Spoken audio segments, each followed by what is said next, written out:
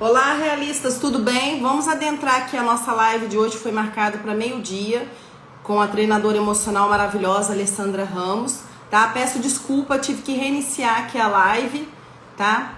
Seja bem-vindo, seja bem-vinda, aqueles que estão conosco, tá bom? Gente, tínhamos colocado o tema, então, narcisistas, só que a Alessandra, ela tem um projeto maravilhoso sobre prevenção financeira, as vítimas de relacionamentos tóxicos. Então ela propôs esse tema maravilhoso a gente, viu? E ela vai estar explicando. Alessandra, eu vou te chamar aqui, querida. Desculpa, viu? Tive que sair e adentrar. Peraí, só um instantinho. Tenta me chamar, Alessandra. Deixa eu ver aqui. Peraí. Pronto. Ao vivo é assim mesmo. Mas a gente vai se entendendo, né? Bom dia, meu povo! Bom dia, boa tarde. Para aqueles que estão em outros países também, boa noite. Alessandra, muito obrigada, tá? Por você aceitar o meu convite. A Alessandra é maravilhosa. Só um minutinho, gente. Filha, vai começar. A minha filha entrou aqui. Só um minutinho, gente. Filha, só um minutinho. Ao vivo é assim mesmo. Pode ajustar aí que o pessoal está esperando. Fica à vontade.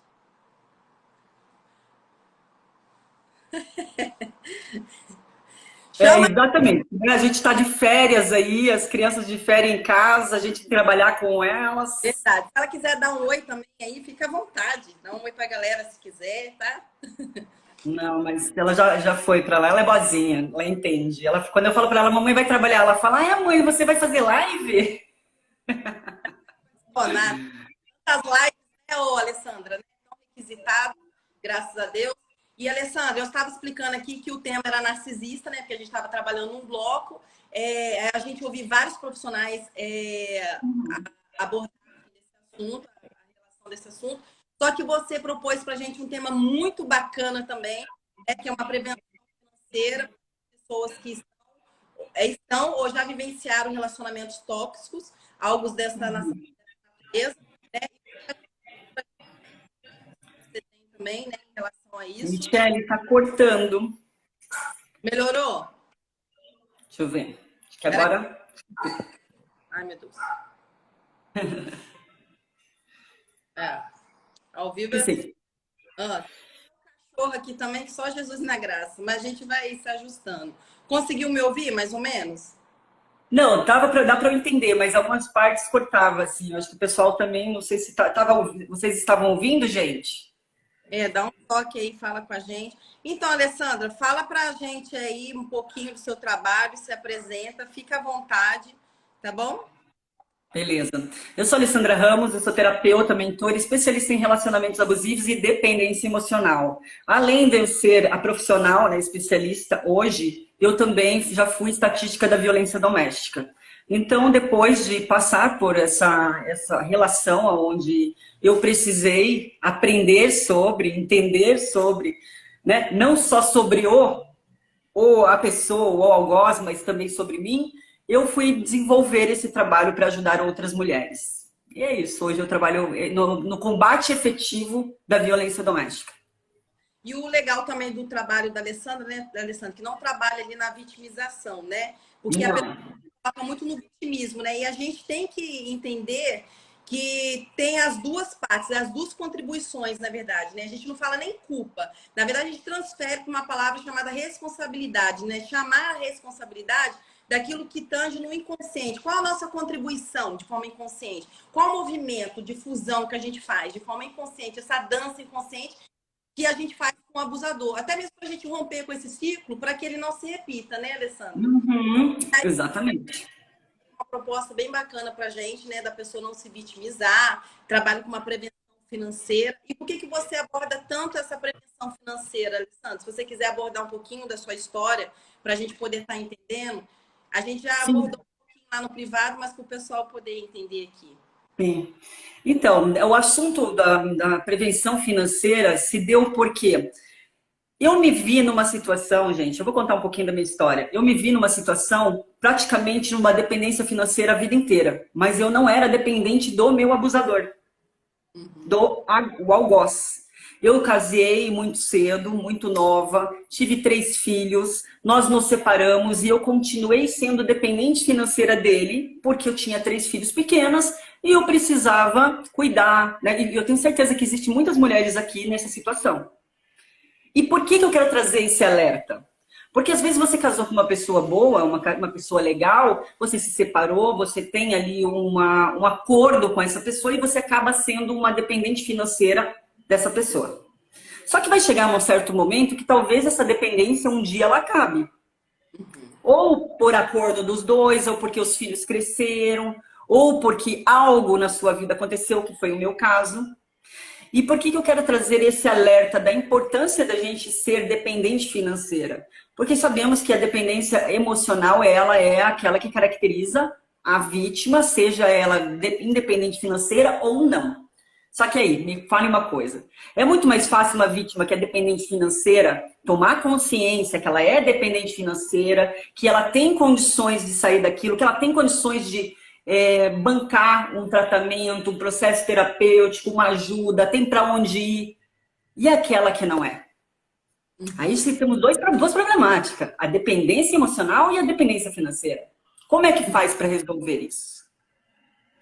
Então hoje eu estou resolvendo abordar muito esse assunto, principalmente pelo fato de que nós temos aí sim empresárias, pessoas no mundo corporativo que estão vivendo esse tipo de relação. Só que a gente também tem que saber que a dependência financeira, ela leva ao adoecimento. A dependência emocional, ela leva ao adoecimento. E será que essa mulher, ela vai ter condições psicológicas, emocionais, para continuar na sua jornada de independência? Faz sentido isso, Michele? Não, não faz sentido. Até porque uma coisa está concatenada a outra, né? E o Sim. ator, ele gosta mesmo de colocar a pessoa nessa dependência, Situação? né? Porque, querendo ou não, é a roda de tudo. Sim. É o seu poder de autonomia, seu direito de ir e vir, na verdade, né? Para você ser quem você é. Minimamente, o ser humano tem que ter um mínimo, né? De conforto, poder. Aquisitivo. O tempo também arranca também o seu senso de identidade, porque você vai se vendo também num posicionamento que você não é capaz, né, de alcançar algumas coisas que você mencionou, né, para você, né, sonhou em certa idade você alcançar coisa, você acaba alcançando. Então, o financeiro, ele pesa muito nesse sentido também, que a pessoa, por exemplo, eu estou com 40 anos, eu já sou e já tracei uma rota para mim do que eu gostaria de ser e fazer mais ou menos nessa faixa etária. Assim, outras mulheres e homens também fazem. Mas quando você está num relacionamento abusivo, a pessoa te prende de uma forma tão assim, te amarra até no financeiro, que você deixa de se comprometer com você no que tange a sonhos. Isso vai te descaracterizando no social, porque você também vai entrando em desvalia também, né? Porque você vai vibrando baixo, você não alcança os seus objetivos. Então, isso tudo envolve também o senso de identidade. É aquilo também que você alcançou como pessoa. Não financeiramente, mas como pessoa. Até onde eu fui. Então, isso vai descaracterizando a vida de poucos. Isso vai ser social também, né? Ficar de casa também, investir financeiramente, socialmente, profissionalmente nela mesma vítima. Então, você vai baixando também o nível de qualidade de pessoas com que você se relaciona, os seus critérios ficam mais baixos, né? Então, à medida com que você estuda, você vai abrindo a mente, você vai criando novos critérios de amizade, de ambiente que você vai se relacionando, né? Aquilo que você almeja para você. Então, isso tudo é uma engrenagem, né? Quando a gente fala do financeiro, na verdade, é porque mexe com as outras vertentes da vida. Então, vejo que o financeiro mexe no social, mexe no senso de identidade, mexe nos sonhos, mexe naquilo que você se comprometeu a fazer ou não. Então, é muito pesado, né, essa parte, né? E aquilo Sim. que você já falado, né, que você deu sorte, né, entre aspas, assim, de ter uma pessoa de caráter, né, que te ajudasse de forma financeira, né? Porque as pessoas relaciona com homens tóxicos e abusivos que nem isso minimamente ajuda, né? Sim. Então, fala. Então, mas foi exatamente isso que aconteceu, né? Porque, na verdade, eu tive esse ex-marido maravilhoso, tive, não tenho, né? Que é esse ex-marido de caráter, uma pessoa maravilhosa, que nunca me cobrou nada, que ele sabia que mesmo ele se separando de mim, ele precisava dar uma condição financeira para que eu tivesse ali minimamente equilibrada mentalmente para cuidar dos nossos filhos. Então, foi uma relação que fluiu bem. Só que aí, o que acontece? Lembra que eu estava falando, a gente estava falando agora no privado, a gente estava falando sobre violência, agressividade, violência e passividade, né?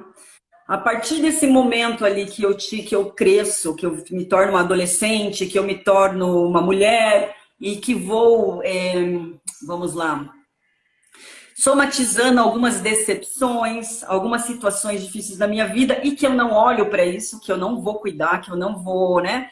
E isso vai se tornando feridas emocionais ou, somatizando as feridas emocionais ali da infância, eu me torno uma pessoa disfuncional. Não, e pessoas disfuncionais não necessariamente precisam ser pessoas ruins ou precisam ser pessoas abusivas. Uma pessoa desequilibrada emocionalmente, ela já é disfuncional. Pode ser a pessoa mais boazinha do mundo, mas se ela não tem equilíbrio emocional, ela vai ser disfuncional. Fui para essa vida aí de adulto, num estado meio disfuncional, achando que aquele empoderamento feminino distorcido que a gente tem hoje de não, aqui o negócio é se bater de frente comigo, eu bato igual. Né? Então a gente vai para a violência, se torna violência.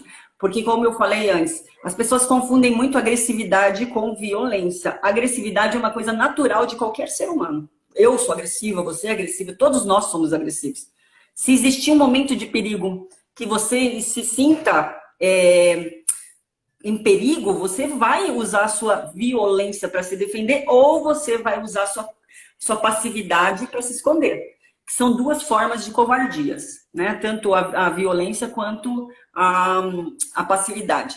Então, chegando nesse momento, onde eu estava desacreditada dos relacionamentos, porque eu era aquela pessoa que, não, comigo não existe isso não acontece. Quantas vezes eu falei assim, o quê? Um homem me bater? Ou fazer isso, ou fazer aquilo comigo? Não.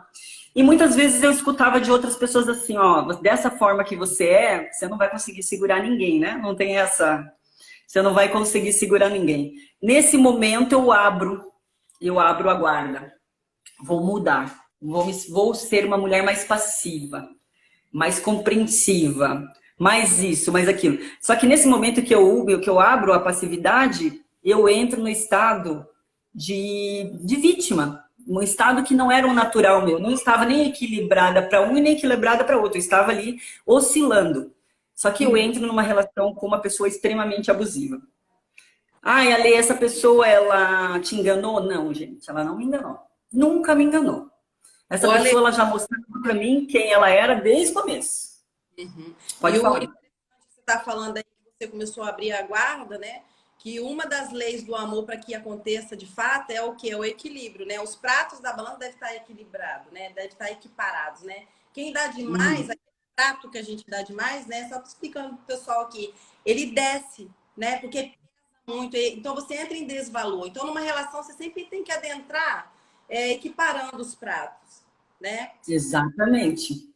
Então eu chego ali naquela relação extremamente fragilizada, porque eu não sabia na época, mas eu estava passando por uma fase meio complicada, que foi o ninho vazio. Meus filhos estavam entrando na pré-adolescência, eu ali com 33 anos, muito jovem, com filhos já na pré-adolescência, família longe, porque eles amam, né, pessoas que estão com suas redes de apoio longe, é muito mais fácil você distanciar os amigos do que distanciar a família.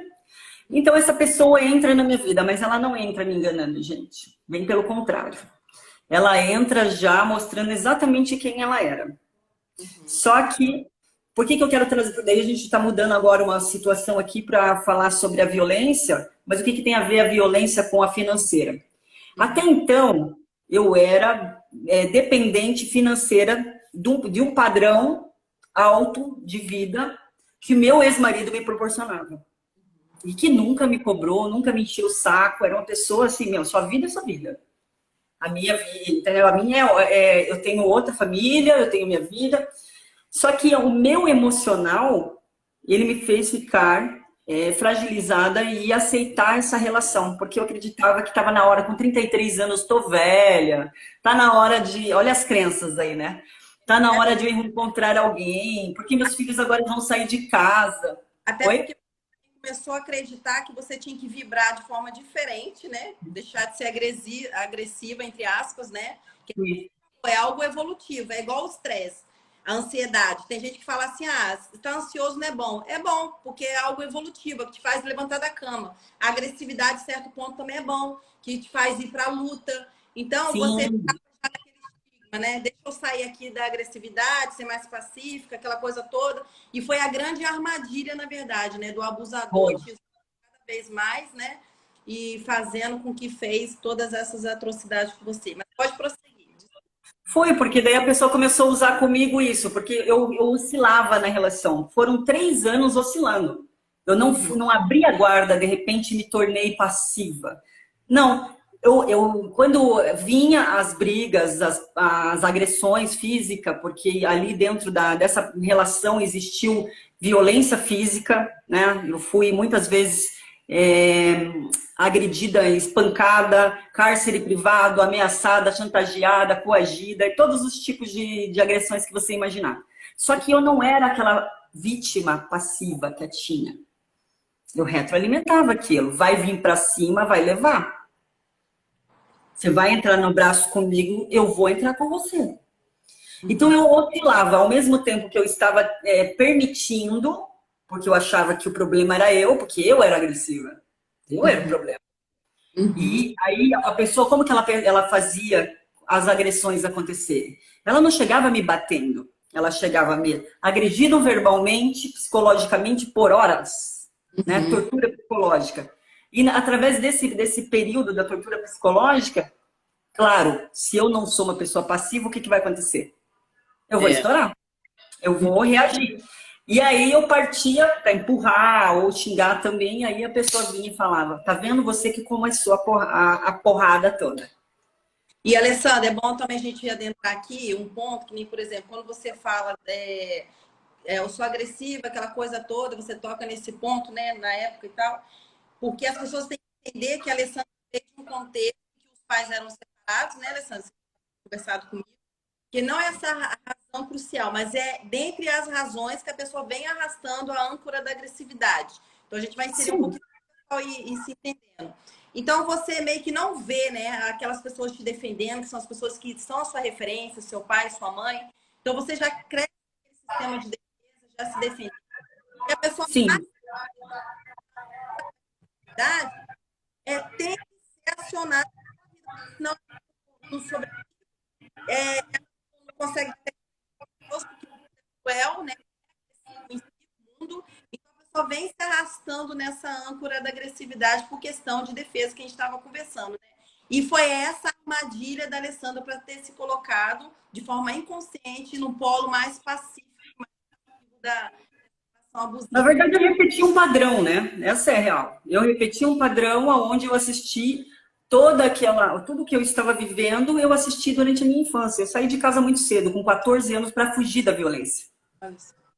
Mas a violência não era comigo, não era sobre mim. Era a violência que eu enxergava todos os dias na minha casa. Com 9 ou 10 anos, eu preferia ficar na rua depois da escola, para não voltar para dentro de casa, para não ver aquele ambiente doente que estava ali. Ali eu não sabia o que estava acontecendo, porque eu era uma criança. Hoje a gente sabe. Então, a partir desse momento, eu vou para a vida, me caso com uma pessoa boa, não reconheço o amor nele, porque, como assim? Essa pessoa não age da mesma forma que a minha referência de ambiência. Porque pessoas assim, quando está na certa familiaridade, porque, por exemplo, 2 questões. Você não viu ali algumas coisas tóxicas porque houve uma familiaridade, né, com as coisas que já passaram com você. Então, de forma inconsciente... Tinha algo que eu reconheci, eu não sabia explicar o que era. Aquilo me atraía. Sabe aquela coisa, ele faz meu tipo?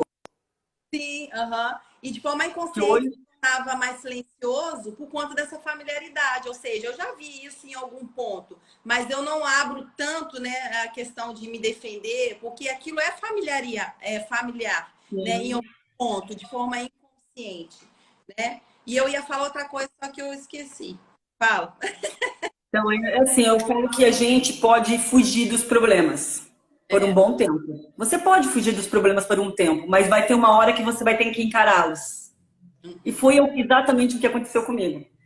Porque por muito tempo, vamos lá, se eu saio de casa com 14 anos para fugir da violência, uma hora, se eu não resolvo ele aqui, nesse momento, uma hora eu vou encontrar ele e eu vou ter que resolver. E foi isso que aconteceu. Porque eu passei uma vida disfuncional por causa dos meus traumas lá de infância, de adolescência, porque se eu vou embora com 14 anos, eu passei por muitas coisas que uma menina de 14 anos não deveria passar. Porque para ser curada aos 14, né, vamos dizer assim, né? Sim. Então, eu chego numa vida adulta, a gente acha que se a gente consegue sair do ambiente, tá tudo resolvido, e não tá. Não tá, gente. Não tá. E como eu sempre falo aqui para vocês, por que eu uso todo esse tipo de abordagem? Eu não vou falar que eu fui vítima, que eu sou vítima. Eu fui vítima, que eu estou vítima, estava vítima. Porque nós carregamos os pesos das coisas que nós não resolvemos. Muitas vezes você casa com uma pessoa para sair de casa. Você casa, ou eu, saio de casa com 14 anos e passa a ter uma vida disfuncional para fugir de algo, mas você não sabe ser funcional. Você não vai resolver as coisas mudando só de ambiente. Então, eu passei dessa vida... Por que a gente está trazendo essa temática do financeiro? Passei uma vida extremamente dependente financeiramente. Quando eu cheguei, numa certa altura dessa relação, 3 anos depois dessa relação, onde eu ainda estava peitando, porque se eu peitava, eu achava que eu estava de igual para igual. Só que hoje eu tenho clareza que a pessoa que eu me envolvi é um psicopata narcisista. Porque ele repete padrão, eu sou a quinta, ainda houve a sexta que eu ajudei a sair da relação. Olha só. E ele vai repetir esse padrão para o resto da vida, gente. Ele não vai mudar. Então, quem que precisa mudar? Quem que precisa mudar aqui, agora? Eu, você, as mulheres que passam por isso. Pessoas narcisistas, psicopatas, elas não vão deixar de existir só porque a gente sabe agora que eles existem, não é verdade?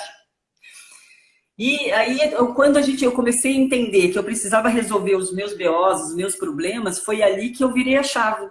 Foi ali que eu falei assim, opa, mas não é sobre o outro, é sobre mim. Tudo bem, eu fui vítima de violência, eu perdi tudo que eu tinha, porque a partir do momento dos 3 anos depois, meu ex-marido não aguentava mais, falava, Alê, você tem que sair disso, meus filhos estão correndo perigo, e não entendia. E é natural a pessoa que não está no ambiente emocional não entender. Sua família não vai entender, seus amigos não vão entender, ninguém entende. Você ainda chega lá para os seus amigos e fala, nossa, ele fez isso, isso, aquilo comigo, e amanhã você está lá de novo. E as pessoas não entendem. Então, por isso que é necessário ter profissionais. E às vezes... E aí chega... Opa, desculpa. Porque, sabe, eu fico ouvindo você falando e é tão gostoso. Às vezes não dá nem vontade de falar. Mas, assim, fazendo lá dentro sobre... As pessoas não vão entender. Nem você mesmo, como abusada também, às vezes você não entende.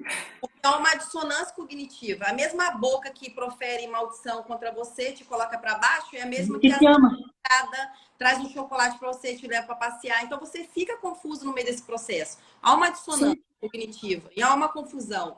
E aí a pessoa, às vezes, até chega, né, a pensar, será que sou eu o abusador, abusadora? Por conta também dessa agressividade que você falou, né? Por conta até mesmo de reações, né? Um comportamento reativo. Aí você entra no abuso reativo. Você, por ação e reação, você começa também a ser um pouco abusivo também. Mas é um abusivo reativo, né? É um abuso reativo, né?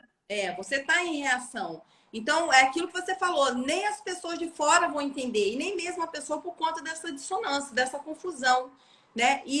O abuso é tão, assim, complicado que é um contato, assim, entre a vítima mesmo e o abusador. É uma fala mesmo, vamos dizer assim, né? Um código. Porque só de você olhar para a pessoa... dança. você sabe como a pessoa está induzindo, está te menosprezando, está te diminuindo, está triangulando, só de olhar. É uma dança inconsciente mesmo, entre as duas partes. É o que a Lê falou, né? Não se vitimizar e começar a reconhecer o que tem na gente, né, Lê? Que a gente atrai esse tipo de pessoa, atraiu. E é isso, fala, porque eu falo muito. Qual que é o comportamento que a gente tem que faz com que essa dança também se desenvolva? Né? E quem realmente está vivendo ali aquele processo todo, ela não consegue ter essa visão. Pode ver que a gente de fora, a gente vê de longe. Quando você percebe que uma amiga sua está entrando numa furada, você percebe de longe.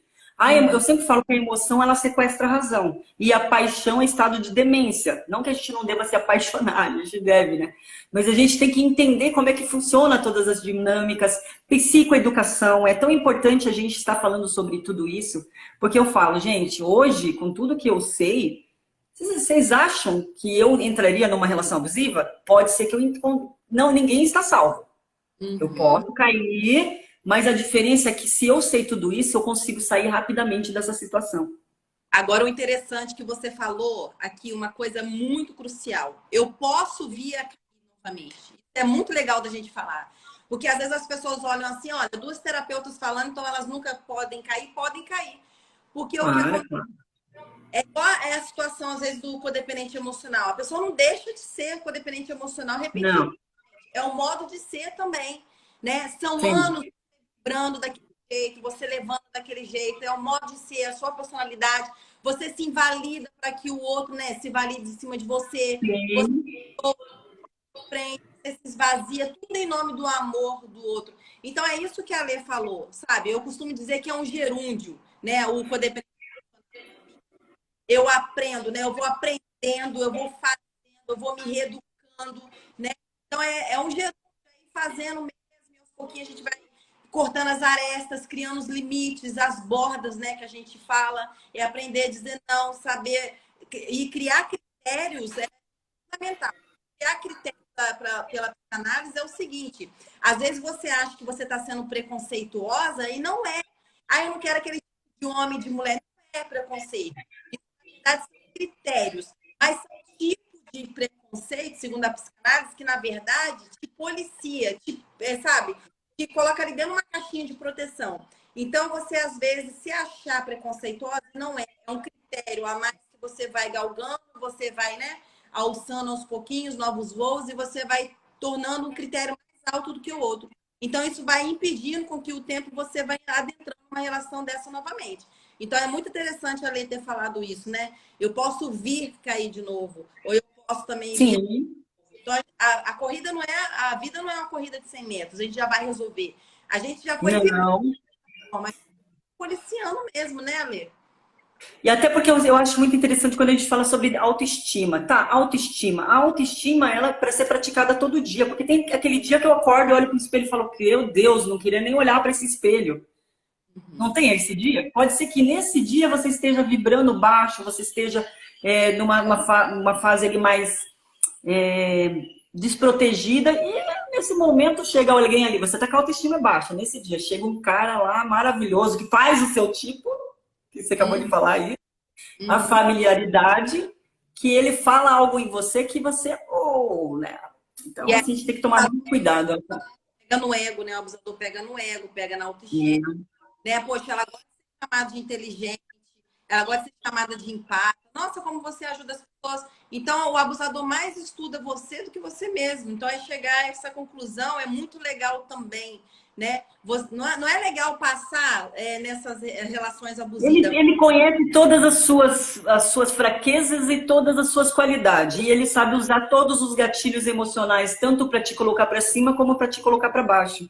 O que a gente estuda, né, Michele, aqui para desenvolver, eles nascem nato. E é isso, eles estudam a gente, sabem onde pegar, né? Pode falar. Que eu me... Então, finalizando essa parte da dependência, então passei uma vida dependente. Eu sou imperativa, sabe? Eu também sou. Eu vou vendo, vou você falando, eu me perco. Aí eu tenho que, às vezes, anotar. Peraí, eu parei aqui, entendeu? Fala, Lê. Às vezes eu me perco também. Eu tenho TDAH, tenho dislexia, às vezes eu me perco ali. Então, assim, cheguei a uma vida totalmente confortável e dependente financeira. Eu nunca precisei me preocupar com dinheiro, com nada disso, tá? Porque não sofri abusos. Ai, mas você, talvez, a pessoa, ela praticava abuso financeiro com você, Tima? Não, gente, não. Era um trato meu e dessa pessoa, do meu ex-marido. Entrou essa pessoa na minha vida. 3 anos eu aguentei. 3 anos que é de igual para igual. É um relacionamento abusivo, mas é de igual para igual. Só que o que foi acontecendo, gente? Primeiro, afastamento dos amigos, da vida social, né? Segundo, começou a minar minha relação com os meus filhos, porque eu tinha 3 filhos adolescentes e eu estava começando a ficar desequilibrada emocionalmente. Então, meus filhos começaram a se afastar mais. Não fazia maldade para meus filhos, ele não era nem doido de mexer, porque ele sabe com quem mexe. E meus filhos são filhos de uma pessoa poderosa, então ele sabe que não ia poder mexer. Então, ele mexia com o quê? Comigo. Somente comigo. Chegou um certo momento que o meu ex-marido chegou para mim e falou assim, olha, não dá mais. Não dá. Ele não entendia o que estava acontecendo ali e falou assim, ó, não dá mais, agora você é com você mesmo. Porque acho que ele pensava na vida dele assim, caramba, meu, eu vou falar bem real, gente, bem real, porque o relacionamento abusivo tira a sua dignidade. 3 anos depois, eu não conseguia mais ser quem eu não era uma boa mãe, eu comecei a faltar com meus filhos, eu não tinha mais forças para levantar, para buscar, para passear, para cozinhar, para nada. A minha vontade era extremamente de ficar dentro, eu estava definhando. Quando a pessoa realmente conseguiu me cercear, foi o momento que a bomba estourou toda, né? Sem dinheiro, sem amigos, sem parentes. O que eu vou fazer da vida? Doente, porque eu estava com depressão, eu tive várias sequelas, eu acabei ficando gaga. Hoje eu dou palestras. Fiquei com lapsos de memória, eu tinha apagões, e por causa desses apagões eu ficava gaga, porque daí eu começava a falar de uma coisa e eu não lembrava. Depois eu tive hipotiroidismo, depois eu fui para emagreci pra caramba. Olha o descontrole hormonal, emocional e somatização de todos esses problemas. Então, eu definhei, gente. Definhei. Mais 2 anos eu falei assim, bom, já que eu não consigo escapar dessa relação, porque eu denuncio, não acontece nada, medida protetiva não adianta também de nada, o que eu vou fazer? Eu não quero ficar longe dos meus filhos, por mais que meus filhos já estivessem passado a morar mais tempo com o pai do que comigo, porque a gente tinha guarda compartilhada e a gente sempre conseguiu fazer essa dança muito bem feita, né, funcional, mas meus filhos já não estavam querendo mais. A minha filha, com 17 anos na época, 17, não, 15 anos, ela virava para mim e falava assim, mãe, você não é mais minha mãe, eu não te reconheço mais. E aquilo ali machuca, né? Na época eu me sentia vitimizada, eu me sentia, falava, meu Deus, porque olha o que estão fazendo comigo, porque ninguém percebe o que eu estou vivendo e não sei o quê. Ia me sentindo cada vez mais vítima, cada vez mais triste, até que 2 anos eu falei, bom, já que eu não consigo sair dessa situação, eu vou fazer tudo que essa pessoa deseja. Eu vou me tornar essa mulher que ele quer. A submissa, aquela que ele grita, que ele vem pra cima e não revida. Então eu passei aí mais ou menos uns 2 anos. Adiantou, gente? Vou contar o que aconteceu aqui. Cada vez foi ficando mais violenta a situação. Cada vez mais violento. Então, em 2017, eu já estava sem renda. Em 2017 eu resolvo vir embora porque eu não aguento mais. Eu pego a chave do meu apartamento, dou na mão do meu ex-marido e falo, ó, gente, eu tô indo embora. Eu morei por 17 anos em Alphaville. As pessoas aqui sabem que Alphaville é alto padrão, São Paulo. E ali eu já não tinha mais para o que recorrer, onde recorrer.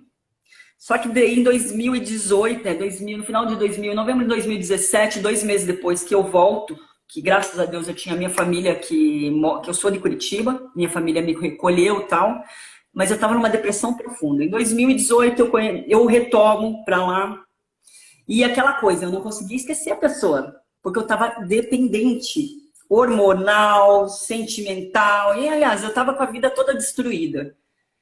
E aí você começa a falar assim, meu... Rapidamente, só explicando essa forma aqui bioquímica. Isso.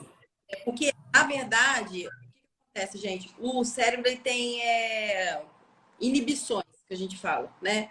Então, a pessoa vai, rapidinho, tá, Lê? A pessoa vai abusando de você, você vai se defendendo. A pessoa vai abusando de você, você vai se defendendo. Então, o circuito neural, ele vai aumentando. Então, essa proporção de dopamina vai aumentando a sensação de prazer, né? De necessidade, na verdade. Então, por isso que você fica viciada na pessoa pelo nível de inibição. Quanto mais você vai se inibindo, mais vai se defendendo, mais você fica viciada na pessoa. E tem a questão de love bomb, aquela coisa toda, o tratar bem, o tratar mal, isso tudo vai te dando alta dose de dopamina, adrenalina, serotonina, isso tudo vai mexendo de Você forma... está sempre em busca da recompensa, né? Sempre Sim, em busca de... É o que eu sempre falo aqui. Quer saber como você está viciado ou não? Porque assim, o problema é quando você está longe, você está passando mal. E quando sim, você chega perto, você quer sair correndo. sim. E o prazer, as pessoas abusivas não são 24 horas abusiva e ruim. Não. Foi ruim. Então, isso está muito ligado também ao sistema compensatório, que é o prazer.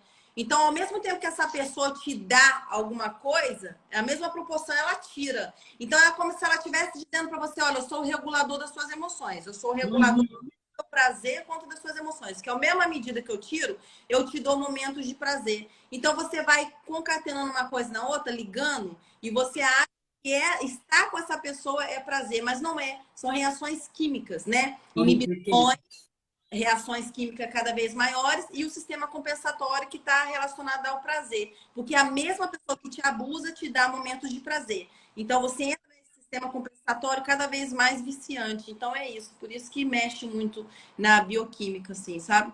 Fala, desculpa. Sim. E daí, quando eu volto em novembro para visitar os meus filhos, essa pessoa vem, a gente acaba tendo uma recaída e eu engravido.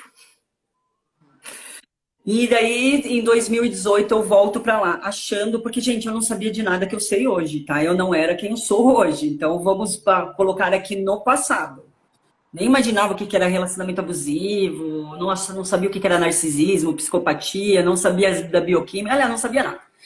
Chegando nesse episódio que eu volto para lá, moro com essa pessoa durante 8 meses. Por que eu voltei? Agora que eu estou grávida, a pessoa vai parar de fazer isso comigo, porque um filho muda uma pessoa, né? Aquela história toda, e eu vou ficar perto dos meus filhos, porque eu estava sofrendo muito de estar em outro estado, longe dos meus filhos. Volto para essa situação. Porém, eu falo assim, que foi a minha filha, ela veio para me salvar. Porque a partir do momento que eu engravidei, essa pessoa ela não chegava perto. Era como se ela tivesse nojo de mim. Ela não chegava perto de mim. Ela, sabe? E a gente nunca mais teve nada durante esses 8 meses. E quando chegou ali, minha filha nasceu em agosto, quando chegou em julho, teve uma reportagem da Tatiana Spitzers. Você lembra dela? Uhum. Aquela moça. Então, pode falar. Que o cara jogou lá de cima, é essa? Acho que foi. Aquela que ele relata que ela se jogou, né, do apartamento, mas hoje está comprovado que foi ele que jogou, que é a advogada de Guarapuava e tal. E eu estou sentada naquele sofá, e quando eu olho assim para ele, né, ele tá de pé do lado assim, e eu me vi naquelas cenas, eu me vi naquela agressão na garagem, na agressão no elevador, toda aquela cena que eu revivi durante 5 anos, praticamente, cada 15 dias. E aí eu falei para ele assim, nossa, você viu o que essa mulher fez, esse homem fez com essa mulher? Porque eu queria saber a resposta dele. E ele falou assim, sim, eu vi, o que será que ela fez para ele? Olha só. Ali foi a resposta. Eu falei, entendi, ele não vai mudar. Porque eu passei todos os tipos de agressões. Aí eu fui entender que ele me agredia verbalmente, psicologicamente, muito, muito castigo de silêncio, demais, né? E eu sou uma pessoa extremamente ansiosa, isso, então, você mata qualquer um. E aí eu percebi, eu falei assim, não, ele parou de me agredir fisicamente agora. Mas assim que essa criança nascer, vai voltar tudo. E ali eu preparei a minha fuga. Porque, gente, uma coisa que vocês têm que ter aqui em mente, que dependendo da violência que essa pessoa que você está hoje, não é você vai pegar suas coisas e vai falar, tchau, tô indo embora. Não dá. Você vai ter que fugir. É fuga. Então, ali eu preparo, né, em 2 meses ali começo a pesquisar, a entender. Aí eu fui entendendo o comportamento narcisista, psicopata. E aí ali eu comecei a tirar os véus. Eu falei, esse cara não vai mudar, já não mudou com as anteriores já tinham me contado tudo que ele fazia. E provou, né, que porque depois de mim também acabou tendo que sair por causa da violência. Então ali eu falei assim, não, eu não vou viver mais essa vida. Eu não vou voltar mais para esse estado de violência. Eu tenho uma filha agora que eu preciso me defender. Então ali eu preparo a minha fuga. 2 meses depois que a minha filha nasce, eu fujo com a minha filha de 2 meses no colo. E eu volto, retorno para Curitiba, que é a minha cidade natal, morar com a minha família. E graças a Deus eu tive essa oportunidade de ser acolhida, de ter uma família, porque eu sei que muitas mulheres não têm, né? Eu sei que a grande dificuldade é essa, tanto que hoje o meu maior objetivo como uma profissional dessa luta é montar uma casa de acolhimento, mas não uma casa de acolhimento que vai só trazer a pessoa ali e não vai ensinar mais nada, entende? Você tem que ensinar a mulher ali na psicoeducação, autoconhecimento, preparar ela para o mercado de trabalho. Por que que eu falei sobre a prevenção do fator financeiro? Porque às vezes você pode estar hoje sendo dependente de uma pessoa boa como eu fui. E alguma coisa acontecer na sua vida e você não ter mais para que recorrer, para onde correr. Uhum. Então é importante que essas mulheres, além da psicoeducação, da gente entender a estrutura psicológica e tudo mais, a gente também entender que nós precisamos ser, sim, inseridas no mercado de trabalho. E quando uma pessoa, um relacionamento, ele está afetando todas as áreas da sua vida, é hora de que, sai fora. Sim. Seja boa ou não. Sim, e é isso que você falou, independente se é um relacionamento com narcisista ou não, eu tenho que falar, né, dessa independência financeira, né? E a gente vai adentrar nela já já. Deixa eu só fazer só 2 pontinhos aqui, que você falou sobre, você começou a mudar, começou a ver, né? É aí que a vítima começa a entrar no processo mesmo de cura. Porque se conscientiza, para de romantizar de fato quem é a pessoa, é aquilo que você fez uma pergunta para ele e ele respondeu, né? Sobre o caso da menina. E foi aí que a máscara começou mesmo a cair, você começou a desmistificar o negócio. Então, houve de fato, começou a haver ali uma conscientização, né? É sair daquela romantização, daquele mundo rosa, do que poderia acontecer, o que você achava que mudaria na pessoa. Depois entra a barganha, porque o que acontece, gente, quando o abusador tá vivo, você meio que vive um luto, né? Você enterra uma pessoa viva, então isso é muito difícil para você. Então, o primeiro passo é isso da Lu, reconhecer o que não ia mudar. Conscientização, deixou de romantizar. Depois, barganha. Você, em qualquer estado de luto, você começa a barganhar em qual sentido? Eu vou começar a ficar aqui um curativo, um paliativo, vou tentar amenizar, vou tentar levar com a barriga, isso é normal. Passa-se essa etapa. Depois é a raiva e a depressão, que de fato é onde a bolha estoura, né? E a pessoa vê, realmente não tem jeito, tem que cair fora. E depois a aceitação. E depois eu achei muito interessante também que você falou aqui, que você depois acolhida pela sua família, né? Uhum. E aí, aqui a questão financeira, essa questão de você ser acolhida pela sua família foi muito importante em qual sentido? Quando a gente passa um momento de traumatização, gente, que pode ser um evento aí isolado ou não, no caso da Lê, né, foi esses abusos, né? O seu sistema nervoso, ele requer uma resposta à altura do que você passou. Então, o próprio fato da Lê fazer uma casa de apoio para aquelas que não foram acolhidas pela sua família, é uma resposta à altura do sistema nervoso, à altura da traumatização, que é o que Levine fala, né, sobre a traumatização. Por isso que, às vezes, é tão resiliente para algumas pessoas se erguer e para outras é menos, porque depende do que você sofreu lá atrás, você pega como uma referência para poder sobreviver hoje e vencer, e também depende da resposta do sistema nervoso à altura do que você sofreu, que é o caso da Lê. Sofreu coisas lá, pegou a referência para hoje, a resiliência, e também a resposta da família à altura da traumatização. Então, essa resposta que o sistema nervoso requer, à altura da traumatização, no exemplo, é o seguinte também. A pessoa foi abusada sexualmente, foi estuprada ou passou essas vivências de abuso, chegou um policial, acolheu, ou chegou um bombeiro, acolheu, ou a pessoa conseguiu gritar, ou a pessoa conseguiu ir atrás de justiça e conseguiu resposta, conseguiu o acolhimento da família. Então, isso é muito bom, né, Lê? Porque é resposta que o sistema nervoso precisa, porque é uma compressão de estresse dentro da pessoa. Não é à toa que a gente sempre indica aqui, ainda mais no relacionamento abusivo, a gente fala da TDC, técnica de descompressão corporal. Você seu tônus, né, Lê? Mexe com o seu tônus muscular. Você volta para aquela posição assim, ó, de feto, ó. Por isso que vocês ficam assim dentro da mãezinha de vocês, ó. A gente já ficou, né? Que ali a gente sente acolhidinho, quentinho. E quando a gente está em momentos de abuso, a gente quer ir para a cama mesmo, a gente se acolhe. E já tiveram também vários eventos, não, estudo científico mostrando que a pessoa, antes de morrer, ela grita, na maioria das vezes, o nome da mãe. Porque ela lembra ali do acolhimento dela, né?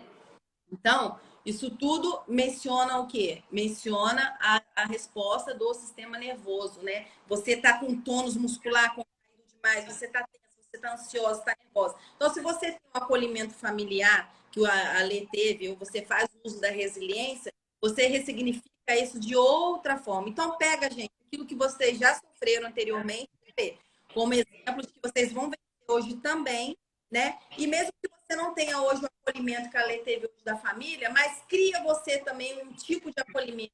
Porque quando você fala também para o outro, ó, eu fui manipulada, mas na minha presença você não vai ser manipulado.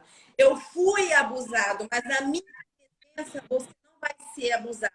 Então, dar ao outro também é uma forma de tratamento. Entendeu? Sim.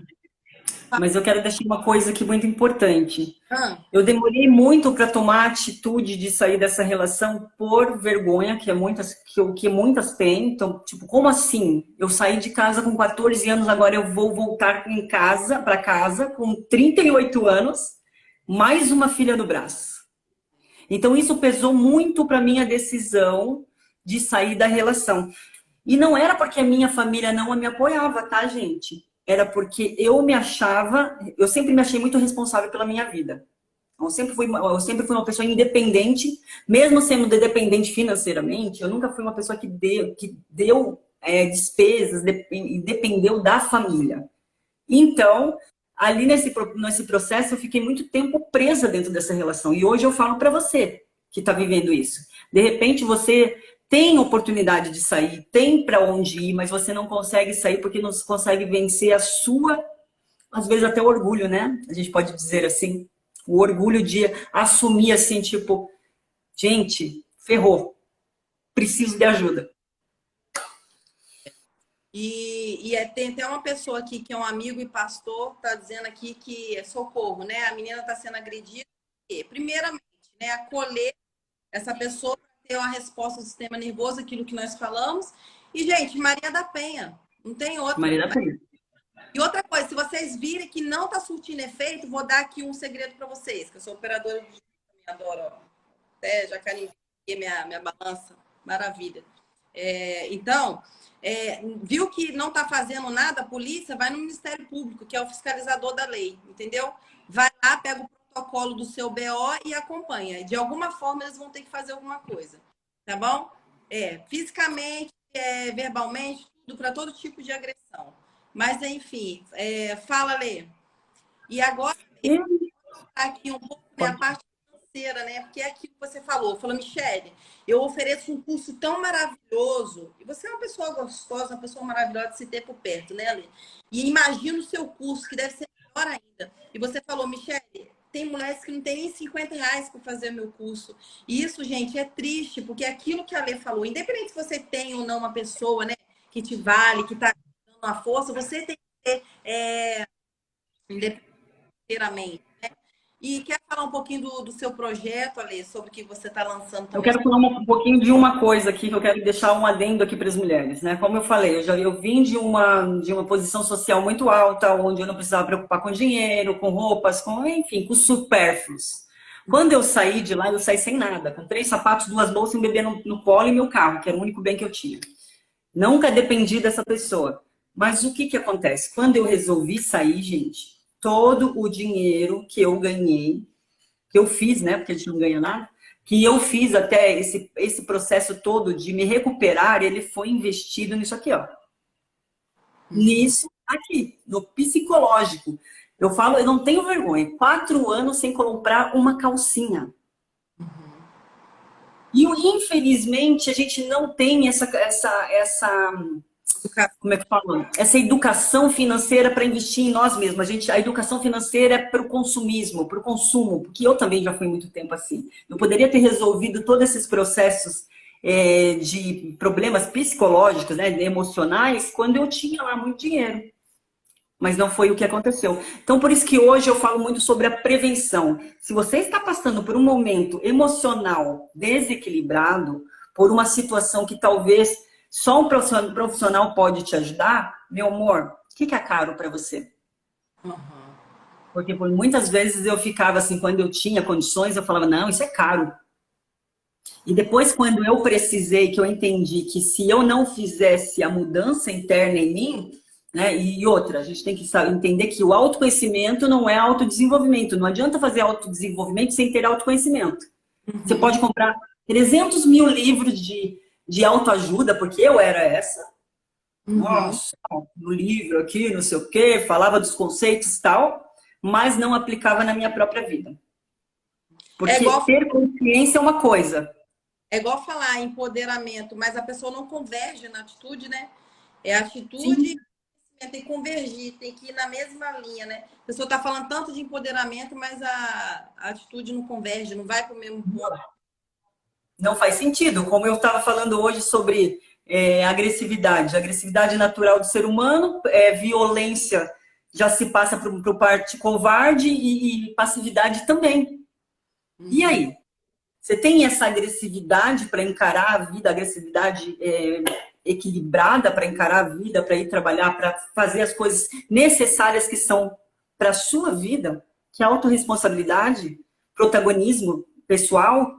Porque hoje o que eu vejo por aí, né, não sei, mas para mim, Michele, eu vejo esse negócio do empoderamento feminino, as mulheres indo muito ou para agressividade ou muito para passividade, que são duas difíceis. Você está ali no dois polos que você está abrindo guarda para coisas que não vai ser legal para sua rota aí.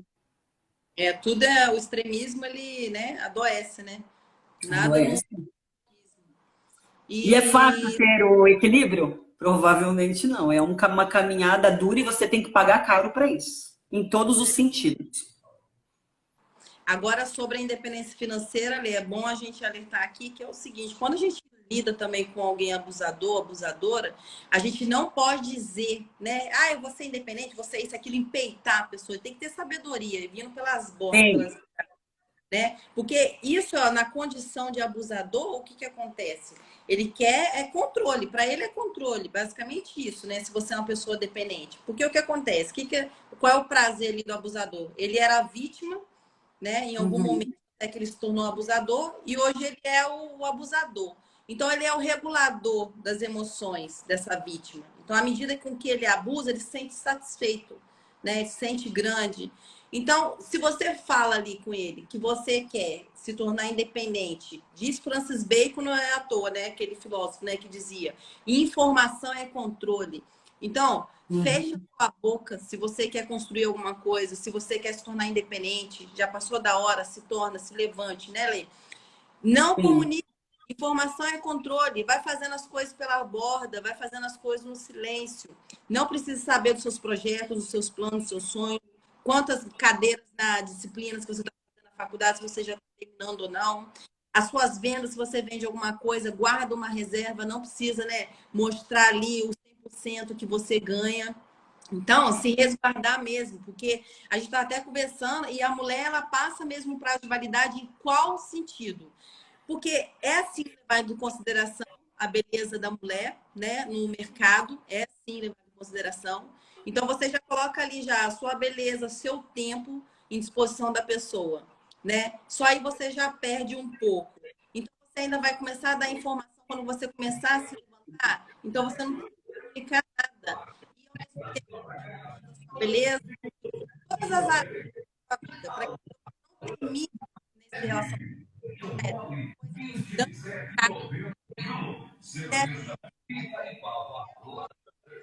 Sim. Mas a gente também tem que deixar um alerta aqui, né? Porque tem as mulheres independentes que também entregam tudo na mão do seu parceiro. Como a gente acabou de ver aí, a Lara, esqueci o sobrenome dela, aquela influencer, Lara Nestueg. Ela acabou, e em nome do amor, ela falou, né? Casamento para mim não existe essa coisa de separação, não existe isso. Deixou com que ele tomasse conta de tudo, do poder, do poder ali dentro da relação, do poder financeiro dela também, e aconteceu o que aconteceu, gente. Então, assim, é equilíbrio, é não deixar uma pessoa tomar conta da sua vida. 100%. Você tem que ter pelo menos uma reserva de que se der merda, eu sei para onde correr. Porque deu merda na vida dela. Mas rapidinho ela vai conseguir refazer tudo isso de novo. Vai sim. E outra coisa também, tem uma categoria muito grande no nosso país que cresce cada vez mais sobre... É autônomo, é atividade autônoma mesmo, informal. A maioria trabalha de forma informal, seja no online, vendendo alguma coisa. Então, você vai dar conta, entendeu? Você vai dar conta. E sobre a Lê falou também de estar apaixonado também no estado de demência, o que que acontece? A gente só consegue amar a outra pessoa partindo da gente. Aquilo que a gente projeta no outro, no sentido, como se diz, eu vejo no outro as minhas qualidades, então eu faço uma familiaridade e eu me identifico com o outro, onde eu quero chegar. Então eu me vejo no outro e faço familiaridade, passo a me apaixonar e amar a pessoa. E aquilo que eu admiro no outro e que me falta também. Então veja que uma projeção sempre parte de você. Então, se você estiver fortalecido, se você cortar com essa romantização de que você tem que se entregar para o primeiro que aparece, se prender a qualquer tipo de pessoa, entregar as suas informações, se privando ali, se fechando, criando bordas, limites, você provavelmente vai entregar menos informações para o outro, se apaixonar menos, amar menos. Ah, Michele, mas amar não é saudável?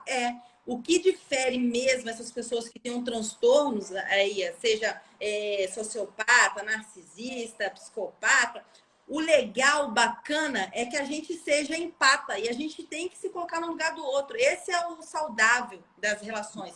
Só que a gente, enquanto codependente emocional, o que acontece? A gente é empata em demasia, né? Aquele empata fala assim, ó, não, eu te conheci hoje, beleza, então vou deixar rolar e vamos ver o que acontece, aquela coisa toda. Já o codependente emocional, não, muda aqui para minha casa, amanhã mesmo já ligo, já falo que ama. Então veja que o codependente emocional é um empata extremo, né, em demasia. Então ele se invalida, ele entra na contramão dele mesmo, ele se esvazia, tudo em prol do outro, né? Aquela síndrome também do salvador, né? Eu vou salvar o outro. E principalmente essa pessoa que toda lascada, né? Se for lascada, meu Deus, vem aqui que eu vou cuidar de você. E aí, se salvar o outro, será que você está se salvando? Será que você está reservando? É o que a Lê falou. Você está fazendo a reserva? Você está pensando em você? Então, não é alarmar o pensador, não. O que você vai fazer nos seus próximos passos? Não, informação é controle. Eles querem o controle. Amar é ter equilíbrio. Amar não é se deixar levar pela emoção. Ai, eu morro por você ou eu não vivo sem você. É isso. E, Alessandra, você não falou, que fala um pouquinho do seu projeto sobre... Você tinha falado da agressividade, aquela diferença, né, da agressividade. Na verdade, eu vou montar agora uma palestra, né, dia 12 aqui em Curitiba, para quem é de Curitiba. Dia 12 a gente vai ter uma imersão que se chama Pérolas que Cura, onde eu tenho aí uma parceria com a amiga.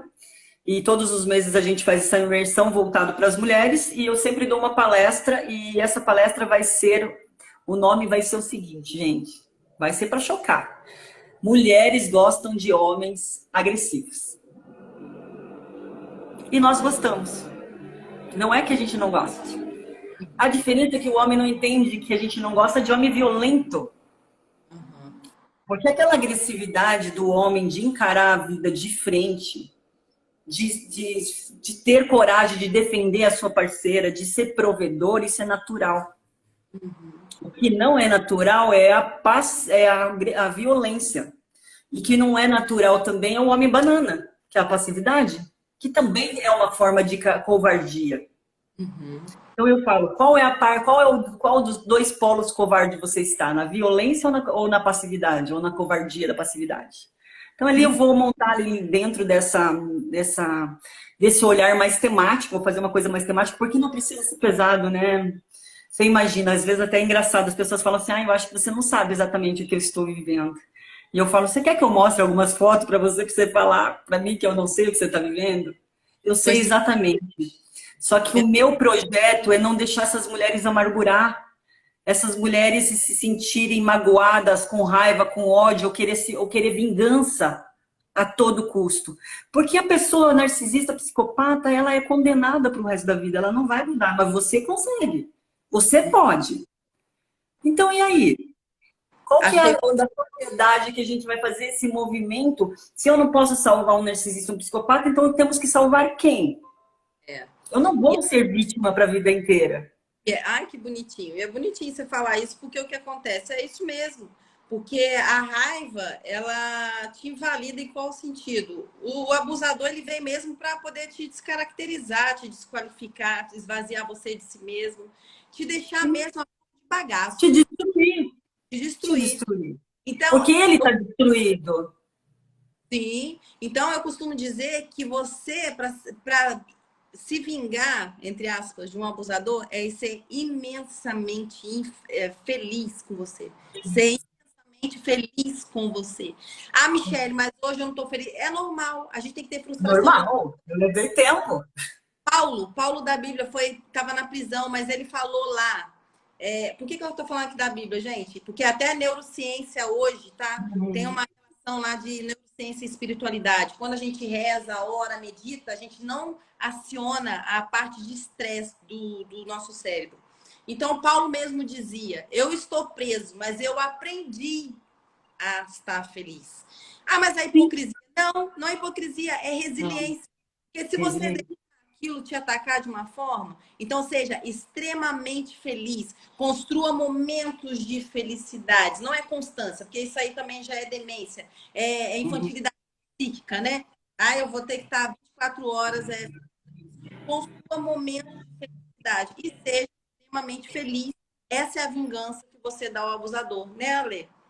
Exatamente. E trabalho com mentorias, né? Tem uma mentorias aí que eu abri vagas ontem para 20 mulheres, quem tiver, ainda estou com algumas vagas abertas.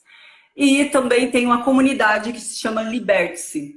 Nessa comunidade, eu vou estar para lançar agora. Sábado agora a gente vai ter um aulão que eu vou lançar em meu perfil de YouTube, que eu não tinha ainda, mas eu vou lançar.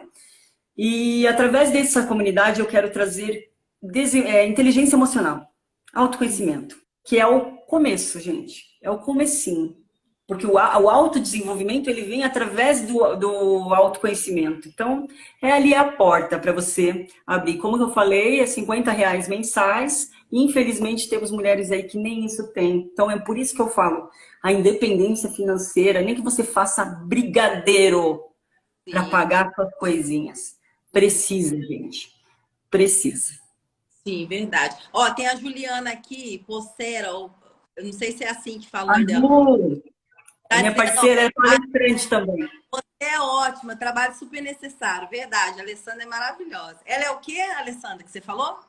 Ela é minha parceira, ela é palestrante também. Ai, que ela faz parte do nosso movimento do Pérolas que Curam. Ai, que lindo. Então tá, gente, ó, conhecemos um pouquinho aqui sobre a Alessandra Ramos. A Alessandra também tem que atender, tem que fazer outras coisas, fica aprendendo a Alessandra, que não senão daqui a pouco ela puxa minha orelha. É verdade. Hoje eu vou me render aqui. Falaram que eu não posso mais, que eu tô muito nova ainda para me render para os cabelos brancos, então eu vou mudar. Nada, seja livre, tá maravilhosa. Mas é isso aí, gente. Muito obrigada, tá? Quer fazer algumas considerações finais aqui, Ali? Fica à vontade. Eu acho que a minha consideração final é essa. Se você está vivendo uma situação de sendo vítima nesse momento, com certeza você não está feliz, não está alegre, não vai estar mesmo, é natural. Só que a responsabilidade de você sair desse lugar é sua, né? Os crimes cometidos contra você não é culpa sua. Mas a responsabilidade de te tirar desse ambiente, infelizmente, muitas pessoas acreditam que mesmo a gente se colocando como uma pessoa para ajudar, não vai ser eu que vou tirar você desse lugar. Não vai ser a Michele, não vai ser ninguém. Porque a única que pode te tirar é a sua consciência, sabendo que você necessita sair desse ambiente. Fora isso, gente, Tudo é com nós mesmos. E a partir de dentro de nós que a gente consegue fazer a transformação. É isso. Tá certo. Ó, o Pedro Mariana tá falando aqui para você deixar a sua rede no Instagram. Tá. Eu ponto Alessandra Ramos, gente. Eu ponto Alessandra Ramos. Que ele falou que vai indicar. Alessandra, muito obrigada, tá, por ter recebido o meu convite. Maravilhoso. Obrigada a você, Michele. Obrigada a você. E aqueles que estão presentes aqui, muito obrigada também. E um beijo, Alessandra. Tudo de bom para você, tá, meu amor? Tchau, pessoal. Até mais. Ainda hoje, ainda temos um dia lindo aí pela frente. Boa tarde para vocês, tá? Boa sorte em tudo. E é isso, meu muito obrigada, tá? Um beijo. Seguem lá, Alessandra Ramos, tá bom? Acho que, se eu não me engano, ela tá com a blusinha vermelha, tá bom? Um beijo. Tchau, queridos. Boa tarde.